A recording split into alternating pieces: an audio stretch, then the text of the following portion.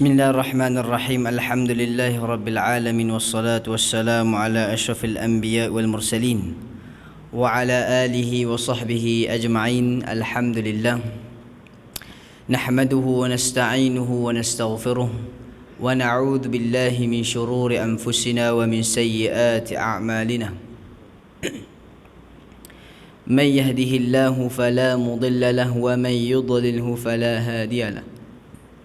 أشهد أن لا إله إلا الله وحده لا شريك له وأشهد أن محمدا عبده ورسوله. اللهم صل على محمد. أما بعد، فإن أصدق الحديث كتاب الله وخير الهدي هدي محمد صلى الله عليه وسلم وشر الأمور محدثاتها وكل محدثة بدعة وكل بدعة ضلالة وكل ضلالة في النار.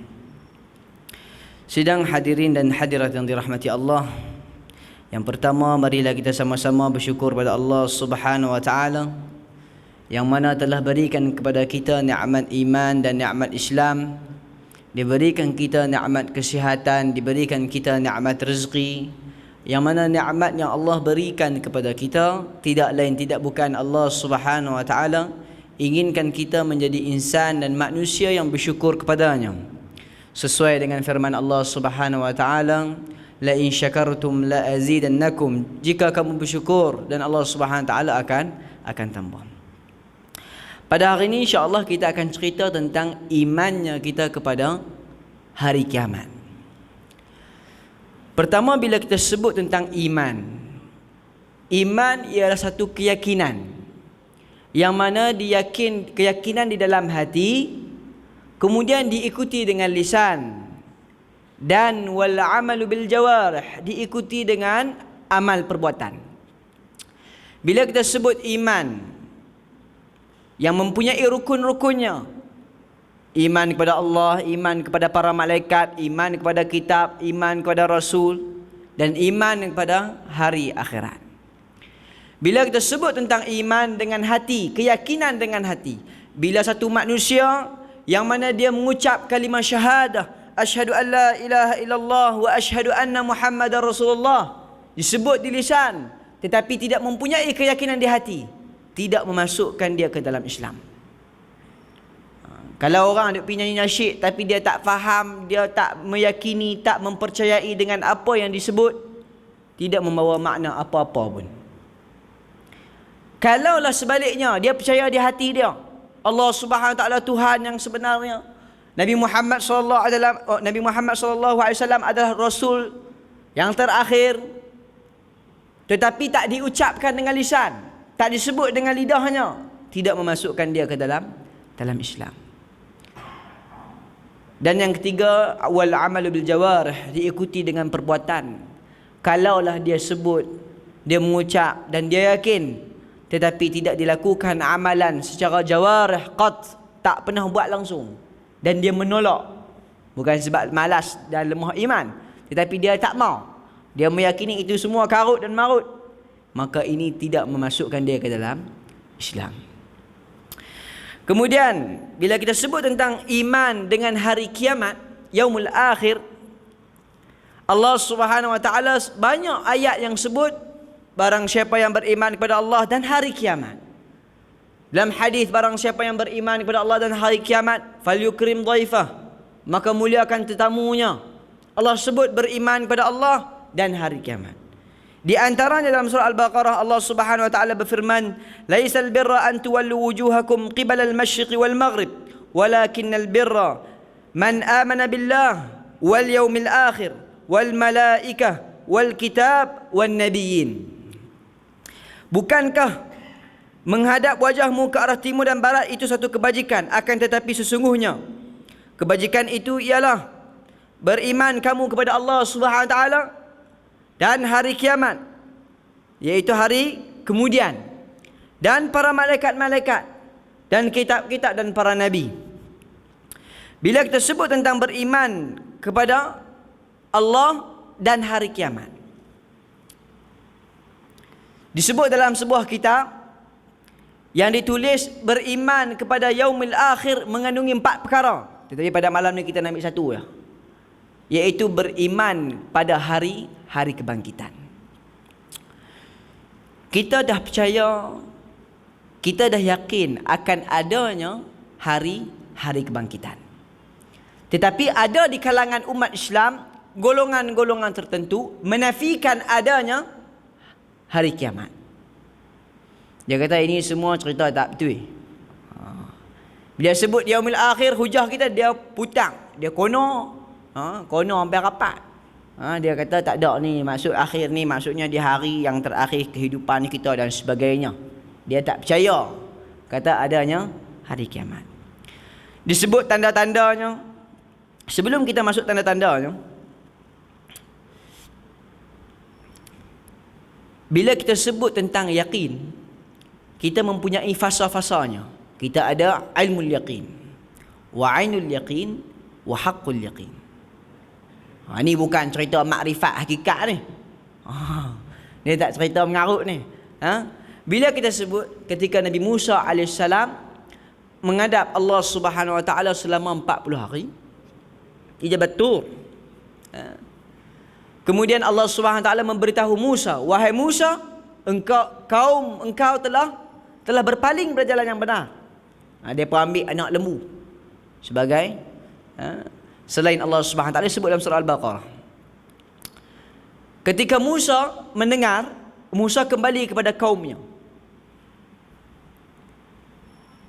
Yang mana ketika dia kembali kepada kaum Musa alaihissalam, Musa melihat kerosakan yang dilakukan oleh kaumnya sendiri sehingga akan terlepas daripadanya, dari tangannya, kitab.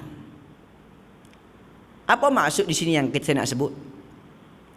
Ketika Allah Subhanahu Wa Taala menceritakan kepada Musa kaumnya telah berpaling, Musa yakin atau tak yakin? Yakin. Tetapi bila dia melihat dengan kedua matanya, keyakinan dia bertambah. Kita sebut ainul yaqin, keyakinan dengan mata. Sehingga akan terlepas kitab yang di tangannya.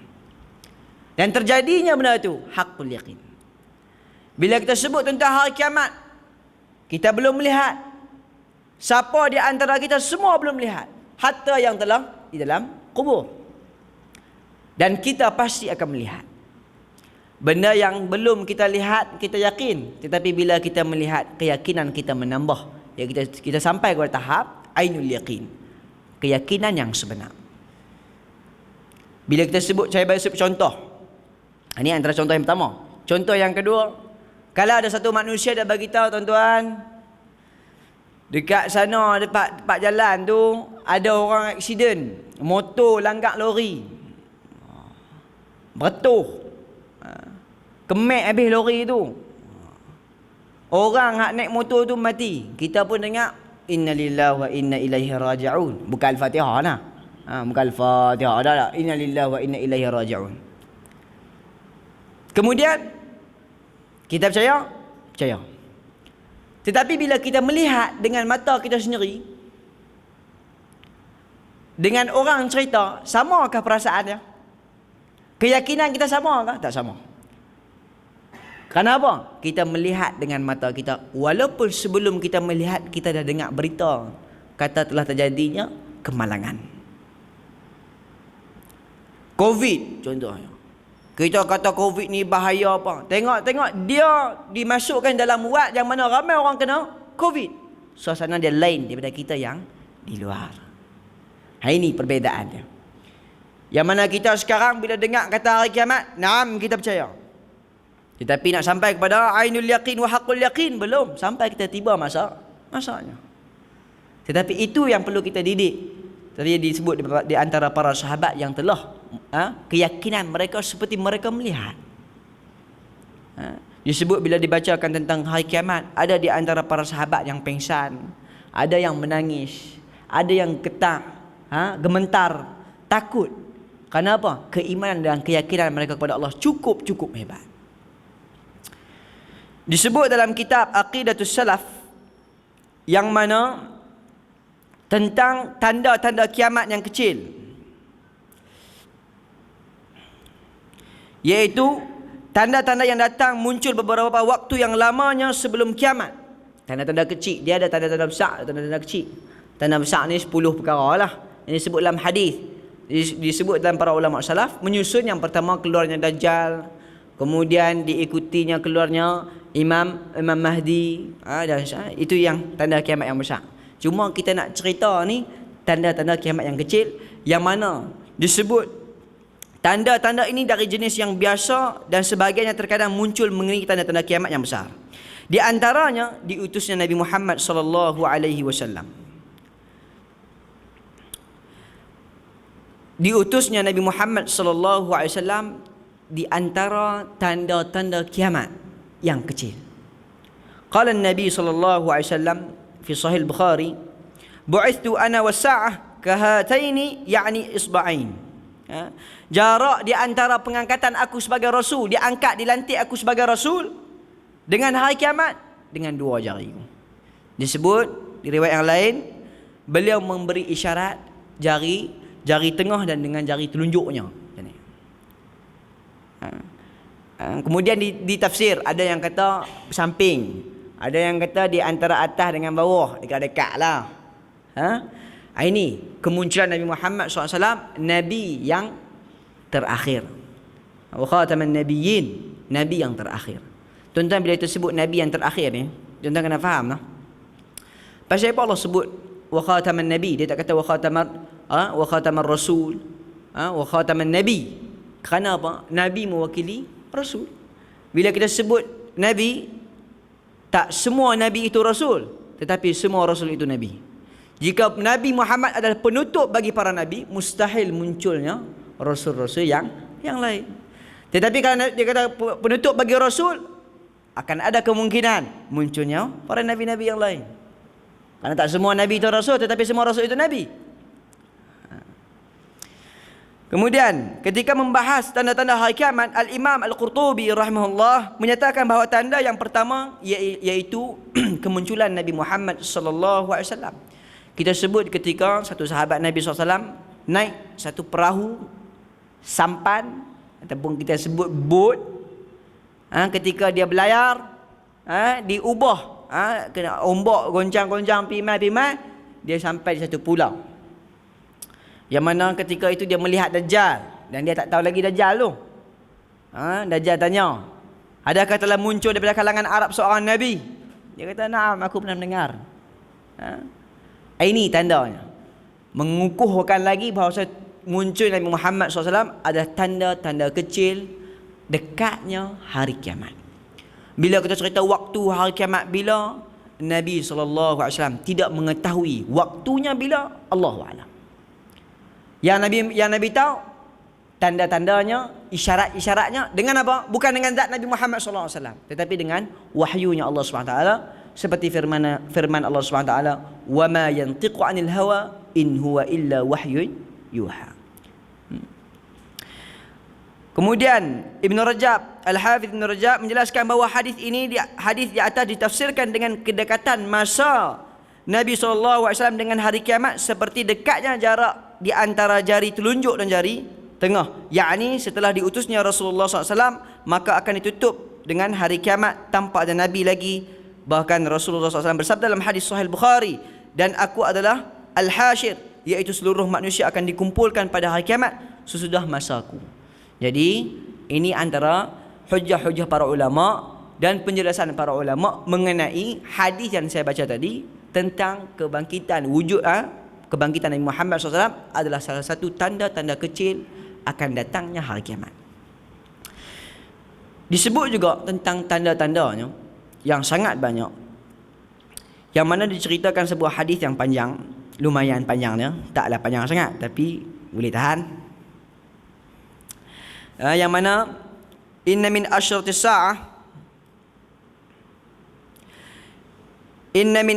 sa'ah ay yurfa'al ilm wa yaktharul jahlu wa yaktharu dhani azina wa yakthuru syurbul khamr wa yaqillu rijal wa yakthura an-nisa hatta yakunil 50 imra'atan qayyimul wahid. Hadis riwayatkan oleh Al-Imam Al-Bukhari dan Muslim. Sesungguhnya di antara, ni saya sebut sikit-sikit lah, tak mahu sebut sepenuhnya. Sesungguhnya di antara tandanya hari kiamat adalah diangkatnya ilmu. Ilmu terangkat. Katanya para ulama, terangkatnya ilmu ni maksudnya apa? Dimatikan para ulama. Ditinggalkan manusia-manusia yang jahil. Manusia-manusia yang tidak mempunyai ilmu. Karena ilmu itu nur dan jahil itu kegelapan. Dengan cahaya, dengan ilmu kita dapat melihat kebenaran dan kebatilan. Tanpa ilmu kita tidak dapat melihat apa-apa. Hanya kita dapat melihat kegelapan. Sebab tu menuntut ilmu ni wajib ke sunat ke? Wajib. Bila sebut wajib ni dia kena bersungguh lah menuntut ilmu no. Kemudian di sini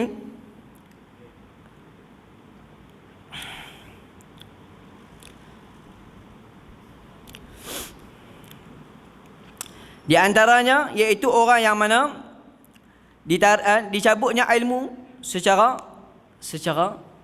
perlahan-lahan. Diangkatnya ilmu dengan dimatikan para ulama. Na'udzubillah. Kemudian bila diangkat orang berilmu, maka akan muncullah kejahilan. Akan munculnya kebodohan dan ketidakpandainya seseorang itu akan muncul. Yang mana di zaman kita. Kita sebut ramai di antara orang yang bukan berilmu diangkat sebagai seorang ulama. Bahkan orang yang mempunyai ilmu dihina, dicela, bahkan direndahkan. Kerana apa? Kerana mereka mempunyai matlamat yang lain. Kita tengok banyaknya terpesong, banyak perkara-perkara yang terlihat kebodohan yang berlaku. Mula-mula cerita ni rupanya hadis palsu. Bila kita habaq kata palsu, dia kata tak betul hadis ni. Bila terbukti palsu, tak apa, niat kami baik. Dia kena pergi ikut lain pula. Orang-orang macam ni yang muncul. Mai seorang lagi, lebih kurang orang yang sama juga cerita ni, adik-beradik dia. Nabi SAW menangis. Kenapa? Tak jumpa dengan tok guru aku. Tuan-tuan, hadis mana yang dia cerita kita pun tak tahu. Tak jumpa dengan tok guru dia. Kita tengoklah Bukhari, Muslim, Nasa'i, Tirmizi, Daud, Ibn Majah, Kutubus Sittah, tak wujud. Bahkan Musnad Ahmad, palsu. Orang yang macam ni lah orang cukup berkenan. Inilah tanda-tanda akhir zaman, dekatnya hari kiamat. Bila kita kata ini tak boleh, ini pembohong, pendusta, dia katakan kita mencela para ulama. Allah musta'an. Itulah kita kena berhati-hati dengan perkara-perkara ataupun fitnah-fitnah akhir zaman. Kemudian wa yakthura zina, dan akan berlakunya perzinaan yang sangat banyak, dan banyaknya peminum-peminum khamar. Fa na'udzubillah. Ini tanda akhir zaman juga. Yang banyaknya berlaku zina. Ini satu peringatan dan nasihat untuk kita semua. Berhati-hatilah dengan perkara-perkara sedemikian. Kita lihat ada di antara mereka yang membuang bayi di dalam tandas, buang di dalam parit, buat macam orang kata macam buang sampah, sedangkan itu ruh insan yang diamanahkan untuk manusia. Kenapa terjadi? Kerana kejahilan. Bahkan disebut dalam hadis yang mana ketika seorang abid, yang mana dia seorang hamba Bani Israel yang kuatnya ibadah, kemudian didatangkan kepadanya wanita, kemudian dia jatuhnya zina, kemudian wanita itu hamil, kemudian dia takut, dia bunuh wanita tersebut. Ini nak kata fitnah yang berlaku sebelum ini, bahkan di akhir zaman sangat-sangat banyak. Kenapa? Walaupun seorang abid, orang yang kaki ibadah pun boleh kena, tambah-tambah kita yang mana orang biasa perlu berhati-hati. Disebut dalam hadis yang lain tentang zina. Qala Nabi SAW, di hari kiamat Allah Subhanahu Wa Taala tidak melihat yang tidak termasuk dalam naungan Allah Subhanahu Wa Taala 3 golongan. Yang pertama, orang yang mana? Orang yang tua yang berzina. Orang yang tua yang berzina. Na'udzubillah. Waktu saya baca hadis saya terkejut ke? Ada ke orang tua berzina? Macam pelik ya. Tua-tua ni kita duk ingat tak larat dah. Hai, rupanya.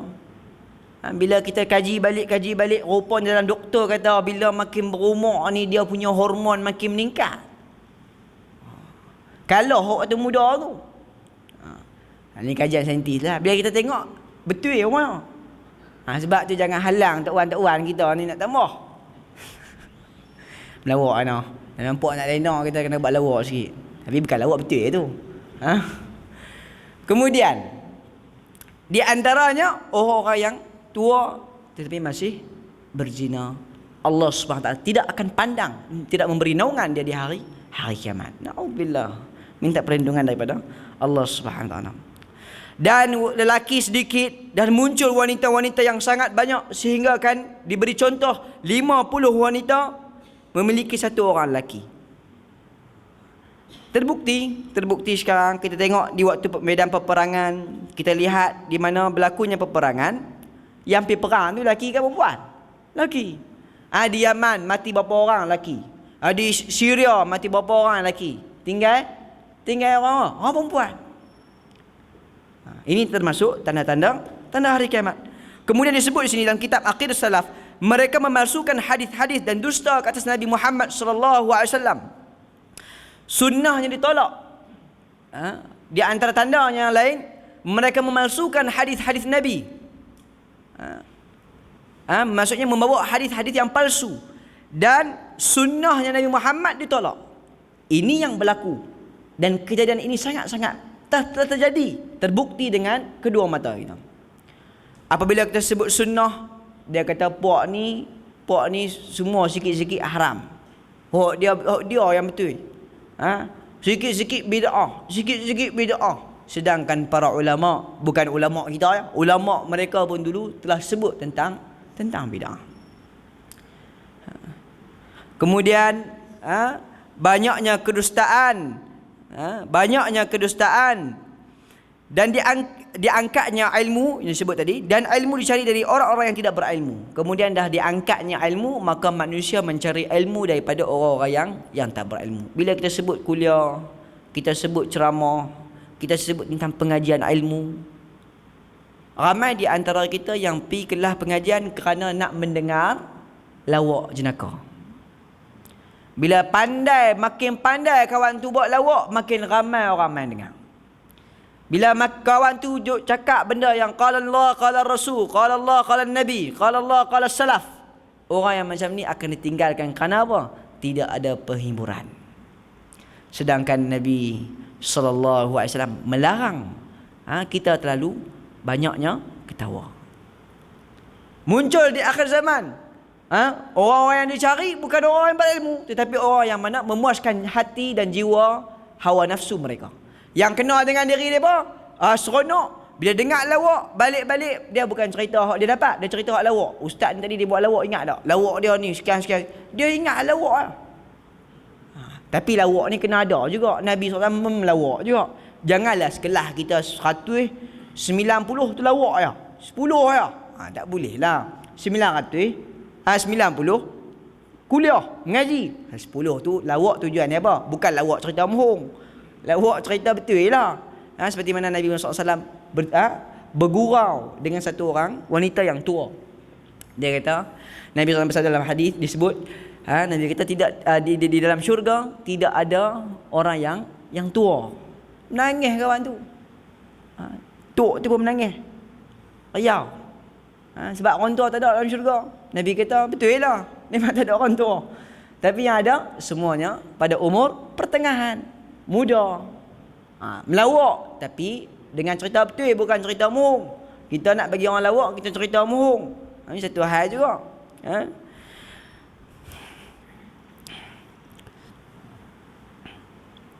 Sebab tu tuan-tuan, disebut di antaranya mereka mencari ilmu daripada orang-orang yang jahil. Na'udzubillah, minta lindung kepada Allah Subhanahu Wa Taala. Carilah ilmu. Menuntutlah ilmu dengan orang yang beramanah. Kalau orang tu menyebarkan hadis palsu dengan sengaja dia sebarkan hadis palsu, bahkan membelanya, orang yang macam ni haram kita mengambil ilmu daripadanya. Haram. Kerana dia telah mengkhianati Nabi SAW. Bagaimana dia boleh berani membawa cerita yang palsu, bahkan dia sengaja dan dia membela. Ini adalah satu pengkhianatan ke atas baginda Muhammad sallallahu alaihi wasallam. Palsu-palsu ni banyak tuan. Nabi palsu, cerita palsu, artifak palsu, banyak palsu ni. Artifak palsu pun ada ya. Baru ni tak mau sebut negeri mana tu, tapi bukan ni kan. Saya pipi dia kata dia ada pada ni pertunjukan. Kita pun betul ke ya tak. Tengok dia kata ni CJ daripada Mekah. Lah tuan Mekah kata tak betul. Mula kita abang kata mohon, dia kata betul. Bila kata betul, niat kami ni bagus, nak bagi orang semua ingat kat Nabi. Kona pula. Orang macam ni ke kita nak ambil ilmu? Cerita pula Nabi ketika nak masuk Gua Hira. Astaghfirullahalazim. Nabi ketika nak masuk Gua Hira, Abu Bakar As-Siddiq nak masuk, ketika dalam musafir nak berhijrah ke Madinah, dia masuk singgah satu gua.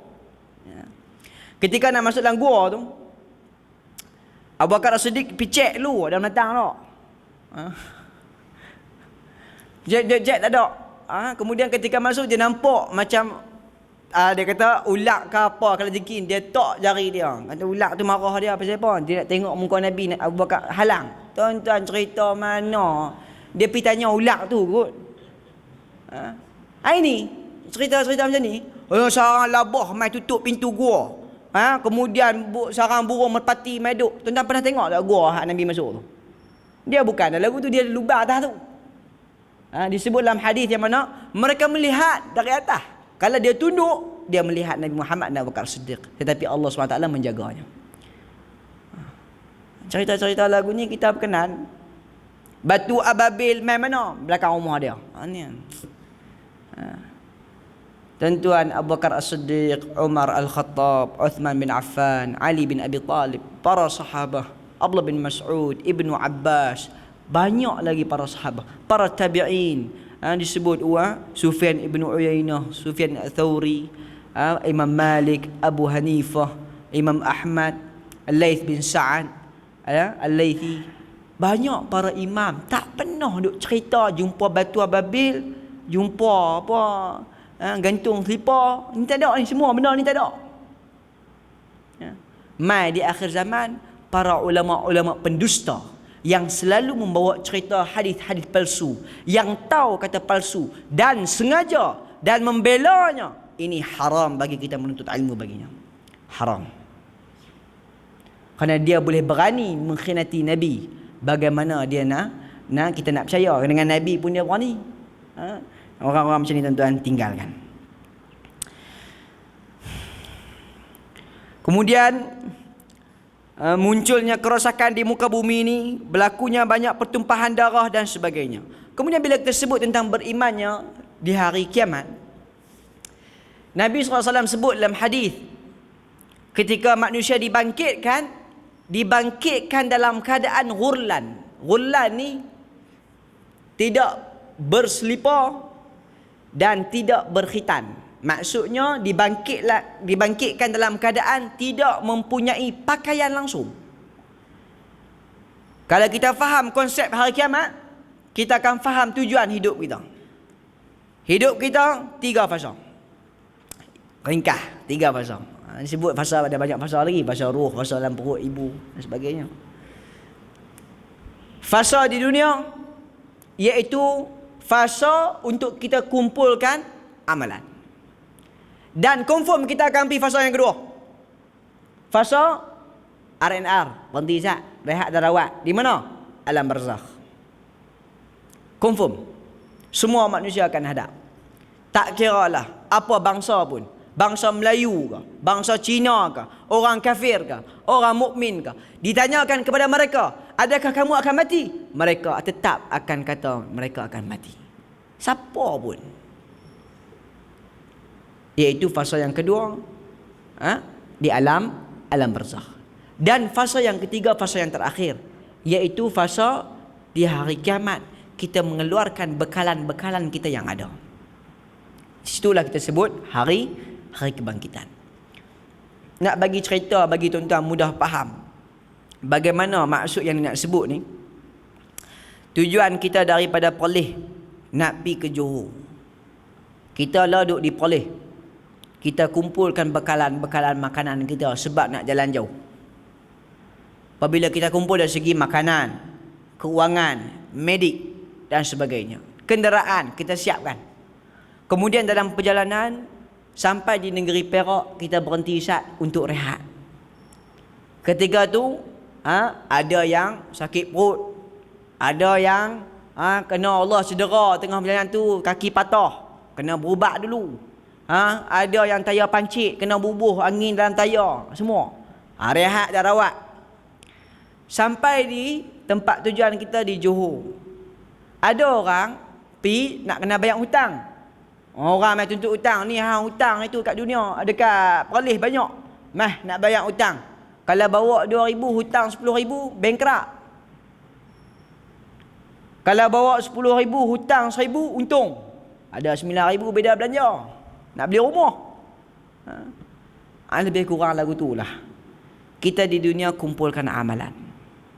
Kita tak tahu amalan apakah yang diterima oleh Allah SWT, yang mana amalan tersebut menyebabkan kita masuk syurga, dan kita belum tahu amalan yang manakah menjadi sebab untuk kita masuk neraka. Dah kita kumpulkan amalan semua, pi di alam barzakh. Bagi orang yang mukmin sebagai rehat, bagi orang yang kufur pada Allah, orang yang musyrikin, orang munafik, orang yang banyak melakukan kemaksiatan kepada Allah SWT, akan diberi siksaan sebagai muqaddimah.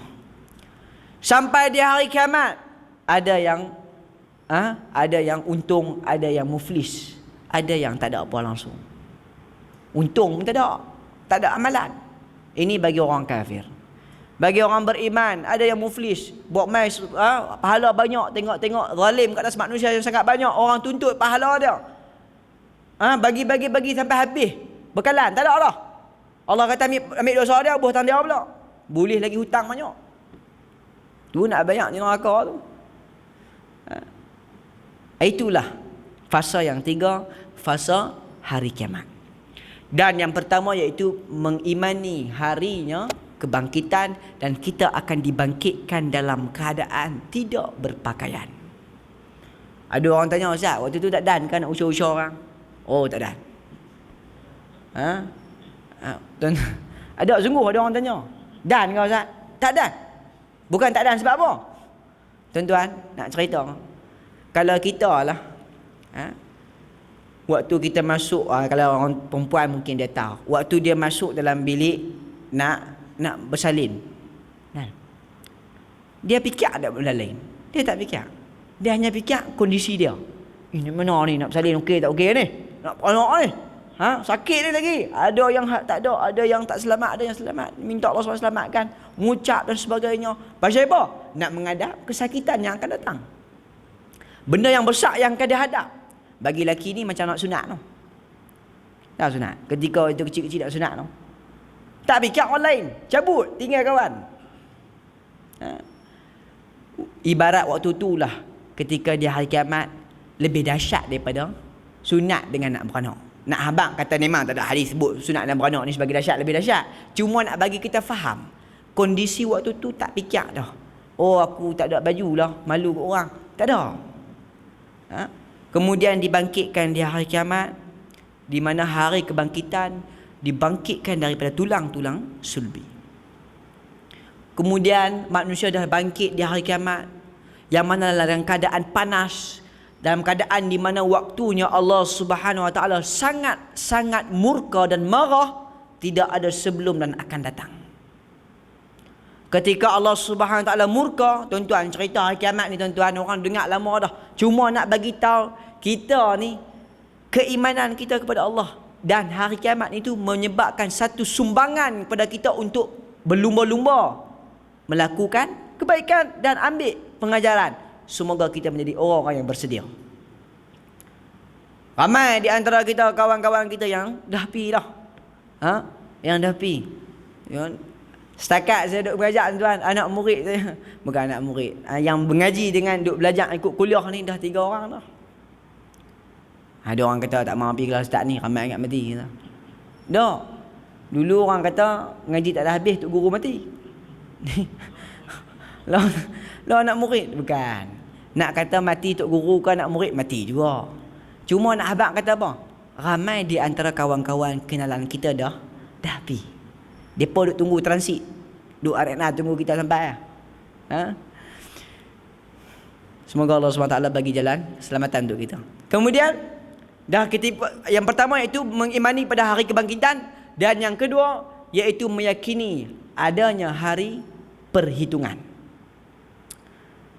Waktu itu disebut dalam sebuah hadis ketika manusia dalam keadaan gelisah dan panas, manusia berpusu-pusu kepada Adam AS. Bayangkan dalam keadaan penuhnya orang, ada yang peluh sampai leher, ada sampai betih, ada sampai tumit dan sebagainya. Ni tak mula kira lagi, tak mula lagi. Berlumba-lumba datangnya kepada Adam AS. Wahai Adam, engkau diciptakan dengan kedua tangan Allah Subhanahu Wa Taala. Mintalah kepada Allah dipercepatkan hisab, dimulakan perhitungan. Kami nak tahu keputusan. Adam kata, aku tak boleh. Pergilah kamu kepada Nuh. Sesungguhnya dia adalah Rasul yang pertama yang diutus. Kita pun pergi ramai-ramai pergi dekat Nuh. Wahai Nuh, tolonglah kamu sebagai Rasul yang pertama, mintalah kepada Allah Subhanahu Wa Taala dipercepatkan perhitungan. Panah, tak tahan, tak boleh, tak mampu. Dalam keadaan yang penuh gelisah, penuh ketakutan, mak tak kenal anak, anak tak kenal mak, dalam keadaan nak cari orang lagi, dengan peluh lagi. Macam-macam tuan. Diminta cepat perhitungan. Nak kira ni. Nuh kata apa? Tak boleh. Pergi dekat Musa. Pergi dekat Ibrahim. Wahai Ibrahim, engkau adalah kekasih Allah. Mintalah kira cepat sikit kami panah ni. Tak boleh. Pergi dekat Musa, Isa, sehingga datangnya ke Nabi Muhammad sallallahu alaihi wasallam. Manusia minta kepada Muhammad untuk percepatkan hisab. Kemudian Nabi Muhammad SAW jalan menuju ke bawah arasnya Allah Subhanahu Wa Taala dan sujud meminta mulakan perhitungan. Dan Allah Subhanahu Wa Taala sebut, angkatlah, bangunlah wahai Muhammad, dan dimulakan perhitungan. Allah tuan, hari itu tuan-tuan, hari yang mana yang berjaya sangat seronok, yang gagal sangat-sangat gelisah. Disebut wa ashabul yamin ma ashabus shimal. Kemudian disebut fi samumin wa hamim. Disebut tentang adab-adab dia ketika di hari kiamat sebelum duduk tengah kira. Waktu nak kira, ada yang Allah Subhanahu Wa Taala hisab ni ada dua, ada hisab munaqashah, ada hisab suhul. Disebut dipermudahkan. Perhitungan yang munaqashah, perhitungan yang ada dialog, yang ada debate, perdebatan. Allah kata kau melakukan sekian dan sekian. La, aku tak melakukan sekian dan sekian. Buktikan. Allah tunjukkan bukti. Tak percaya. Kemudian Allah kata, Allah perintah badannya untuk berbicara. Ada hisab yang mudah bagi orang mukmin. Allah cerita sekian dan sekian dan sekian dan sekian, sehingga kan orang mukmin itu ketika mendengar kesalahan dan dosanya, dia khalas, di hatinya tak ada dah jalan keluar. Kemudian Allah kata, udkhul jannah birahmati, masuklah kamu dalam syurga dengan rahmatku. Betapa rahmatnya Allah Subhanahu Wa Taala bagi orang mukmin, dan betapa adilnya Allah bagi orang-orang kafir. Adakah orang kafir dihisab? Katanya para ulama, tetap dihisab. Karena itulah keadilan yang Allah SWT nak tunjukkan. Walaupun tak hisab confirm dah neraka, tetapi kerana keadilannya Allah, Allah tetap hisab bagi orang-orang kafir. Kebaikan mereka dibalas dunia, dan di akhirat mereka tidak mempunyai kebaikan langsung, tidak ada bekalan langsung. Wa na'udzubillah. Amin. Kemudian sebelum kita pergi, yang pertama iaitu beriman pada hari kebangkitan. Ada orang dia meyakini, dia menafikan adanya kebangkitan. Kita dah bantah dengan ayat Quran.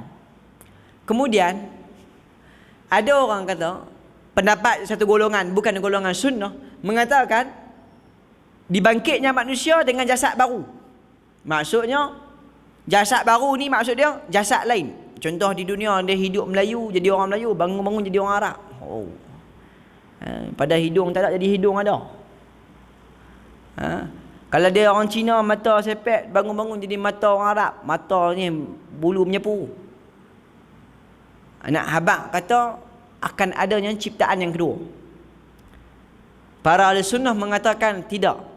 Ciptaan yang berlaku di hari kiamat diciptakan sebagaimana di dunia. Dalilnya yang saya sebut tadi.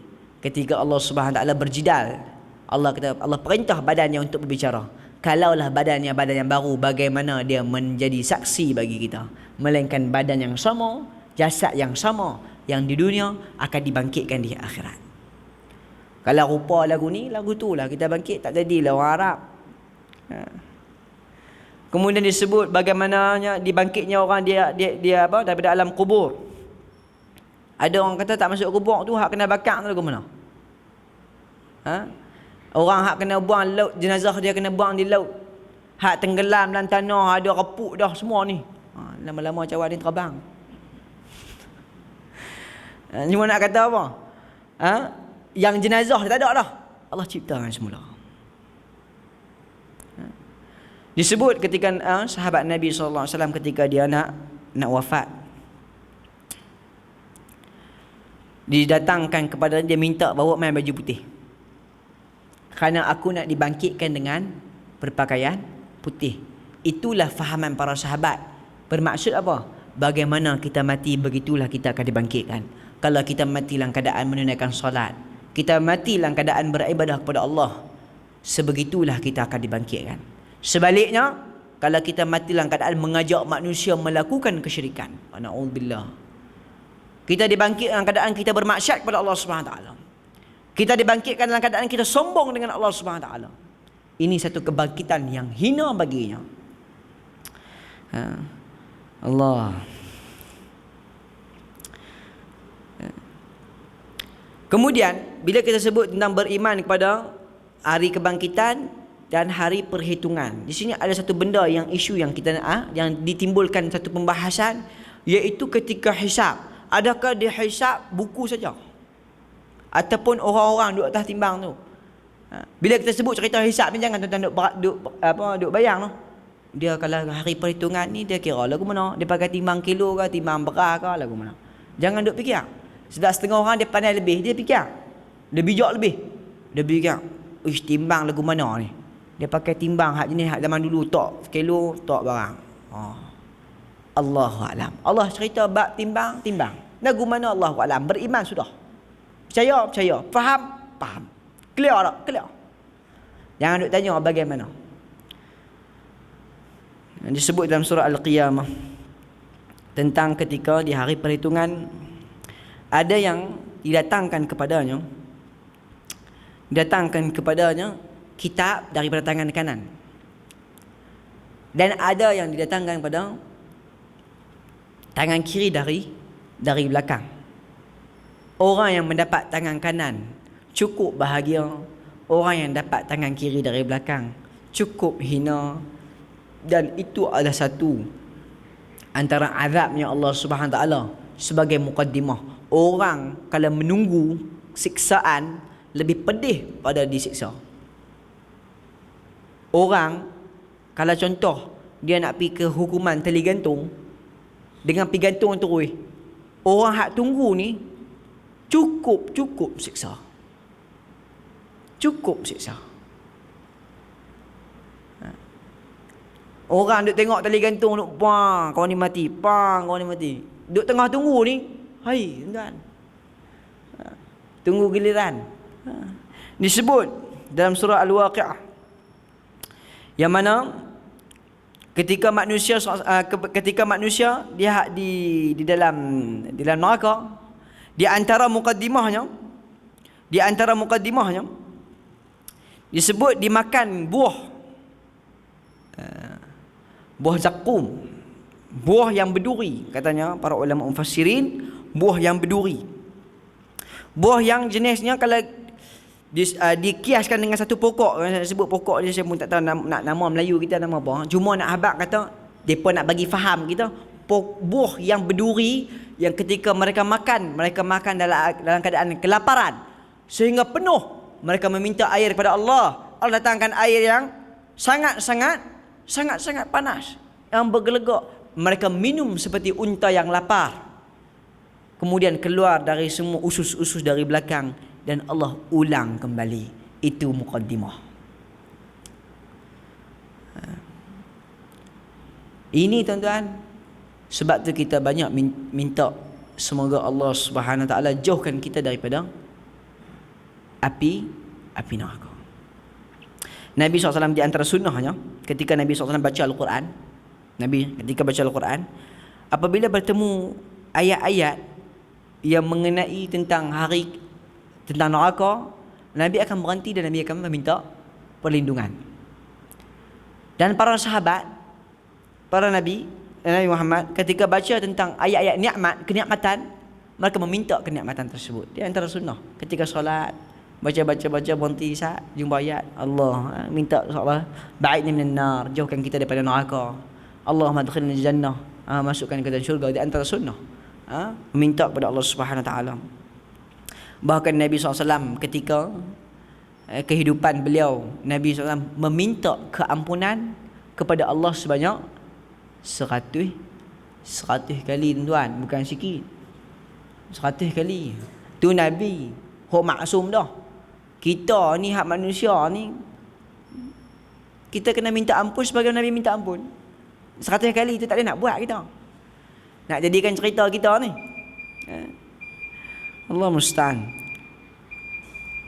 Itu yang dua yang kita ambil, iaitu beriman pada hari kebangkitan dan beriman pada hari perhitungan. Kemudian sebelum datangnya hari kiamat mempunyai tanda-tanda. Ada tanda-tanda kecil, ada tanda-tanda besar. Tanda-tanda kecil yang kita sebut serba-serbi tadi, di antaranya mereka menghalalkan muzik, pendengaran muzik selalu dalam keadaan sangat-sangat banyak. Disebut dalam hadis yang mana umatku di akhir zaman menghalalkan 4 perkara, iaitu yang pertama kain sutra, zina, arak dan nyanyian. Kita tengok, sehingga kan ini satu pembahasan juga. Bab muzik ni satu pembahasan juga. Adakah semuanya haram? Adakah halal? Tetapi para ulama salaf jumhurnya mereka mengatakan haram. Tapi yang lebih baik kita tinggalkan. Nak selamat tinggalkan. Walaupun ada qaul tu katanya Ibnu Hazm dan sebagainya, itu qaul yang lemah menurut saya. Jadi cukup setakat ni, kita bagi ruang azan, kemudian kita sambung sedikit lagi insya-Allah. Jadi tuan-tuan, apa yang kita dapat pada malam ni iaitu tentang keyakinan kita pada hari kebangkitan dan hari perhitungan. Apa yang kita simpulkan pada malam ni, selepas kita mendengar pencerahan serba-serbi, walaupun tak sempurna ceritanya, panjang lagi cerita tu, walaupun tak sempurna, apa yang kita dapat iaitu berbekallah dengan bekalan takwa. Zawwadu fa inna khair zadit taqwa. Berbekallah dengan sebaik-baik bekal, iaitu takwa. Bertakwalah kamu kepada Allah. Ittaqullah usikum. Allah, Nabi SAW wasiat kepada kamu, takwalah kamu kepada Allah SWT. Sebaik-baik bekal adalah takwa. Bagaimana kita nak berbekal takwa? Macam mana nak takwa kepada Allah? Qul in kuntum tuhibbunallah fattabi'uni. Kalau kamu sayang ke Allah, cinta ke Allah, ikut Nabi Muhammad SAW. Bagaimana nak ikut Nabi Muhammad SAW? Pelajarilah sunnah, ikutlah sunnah. Dengan itu tanda kasih dan sayang kita kepada Nabi, dengan memelihara, mengikuti sunnah Nabi Muhammad sallallahu alaihi wasallam. Tanda kasih dan sayang kita kepada Nabi Muhammad sallallahu alaihi wasallam. Bukan dengan mai buat cerita baru, pergi ambil batu belakang rumah, pergi abang batu kawan ni, pergi Pi buat lukis lipa, gantung kok leher, gantung atas kepala. Ini bukan tanda kasih kepada Nabi. Naam, para sahabat mengambil bertabarruk dengan sepeninggalan Nabi SAW. Tetapi persoalan yang sangat banyak. Hak mana hak betul? Hak di Malaysia jari dia agak luas, tumit dia tumit Melayu. Mai di Pakistan tumit dia tumit orang Pakistan. Mai di Arab tumit orang Arab. Tuan-tuan, kaki Nabi dua ya. Rambut, ramai rambut kita tu segenggam. Panjang, panjang jelak. Hok sahabat boleh selai ya. Ini tanda kasih kita kepada Nabi dengan memelihara sunnah Nabi, menjaga sunnah Nabi, menjaga kemurnian Islam yang dibawa oleh Nabi Muhammad SAW. Dan itulah sebaik-baik taqwa. Jadi tuan-tuan, penutupnya, apabila kita dapat pada malam ni tentang hari kebangkitan dan hari perhitungan yang sangat dahsyat, ketika waktu tu ada yang seronok, ada yang sedih, ada yang diadab. Bagi orang mukmin, dia akan cari teman-teman dia. Mana kawan-kawan kita di dunia? Ya Allah, kami dulu semayang sekali. Allah kata cuba pergi cari, tengok aku ada dalam mereka. Tapi tak ada cerita dalam bahasa Palih lah. Ni saya cerita terjemah bagi faham ya. Jangan kemudian dia tengok kawan-kawan dia, Allah dia minta syafaat, kemudian syafaat orang soleh. Dia minta kepada Allah dan Allah izinkan. Sebab tu beruntung kalau kawan dengan orang soleh ni, dia cari kita. Kalau kawan dengan orang tak soleh ni, dia tinggal kita. Allah Subhanahu Wa Taala berfirman, ya wailata laitani lam attakhidna fulanan khalila. Kalaulah aku tahu aku tak ambil dia jadi kawan baikku. Pasal apa? Waqad adallani 'ani dzikr, kerana dia telah menyebabkan aku lalai di jalan Allah Subhanahu Wa Taala. Ini kita dah ambil. Jadi tuan-tuan, berbekallah dengan bekalan takwa. Bertemanlah dengan orang saleh. Dan insya-Allah dengan dua ni yang kita dapat, kita akan menghadapi yang pasti kita akan hadap. Walaupun bersedia ataupun tidak bersedia, kita tetap akan menghadap Ilahi. Sehingga kan Allah SWT berfirman, adakah kamu menyangka aku ciptakan kamu dalam keadaan untuk bermain-main, sedangkan kamu tidak akan kembali kepada Allah SWT? Allah tanya balik, adakah aku cipta hampa untuk main-main dan hampa takkan balik jumpa Allah SWT? Nah, ciptaan kita, wa ma khalaqtul jinna wal ins illa liya'budun. Jadi tuan-tuan, tujuan kita diciptakan untuk beribadah kepada Allah Subhanahu Taala, dan itulah tujuan kita. Bersama-samalah kita menuntut ilmu. Dengan ilmu kita bertakwa kepada Allah. Dengan ilmu kita lebih bertakwa kepada Allah. Dengan ilmu kita mengenal sunnah Nabi Muhammad sallallahu alaihi wasallam. Dua perkara ini insya-Allah kita akan menghadap Allah dengan keadaan bangga dan mulia. Dan mintalah kepada Allah semoga dibangunkan di hari kiamat kita bersama dengan orang soleh. Bukan bangkit-bangkit tengok belah depan tengok Firaun, Allah. Belah kiri Abu Jahal, belah kanan tak kira Haman, Qarun. Tekong kita iblis. Kacau. Minta bangun-bangun para sahabat, kita bersama dengan mereka. Itulah kita kena minta dan confirm kita menghadap. Itu confirm lah. Katanya para ulama, di antara fitnah hebatnya syaitan ni, sebagai penutup, hebatnya syaitan ni, dia telah memperdaya banyak manusia dengan satu benda ni. Apa dia? Mereka mengetahui mereka akan mati, tetapi mereka hidup di dunia sebagai ibarat mereka tak akan mati. Kerja cari makan sampai tak mau semayang. Buat benda ni sampai tinggalkan perintah Tuhan. Ibarat tak mau mati, sedangkan dia tahu dia akan mati, tetapi ditipu oleh syaitan, dilalaikan oleh syaitan, sehingga kan dia terlupa. Bukan lupa pun, dia ditipu. Dia tahu, kalau tanya dia, orang tanya orang kafir, orang bukan Islam, mati tak? Mati.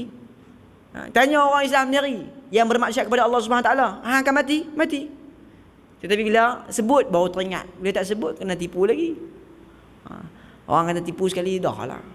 Jangan tipu kak-kak. Semoga peringatan baik, peringatan untuk kita yang baik itu daripada Allah Subhanahu Taala.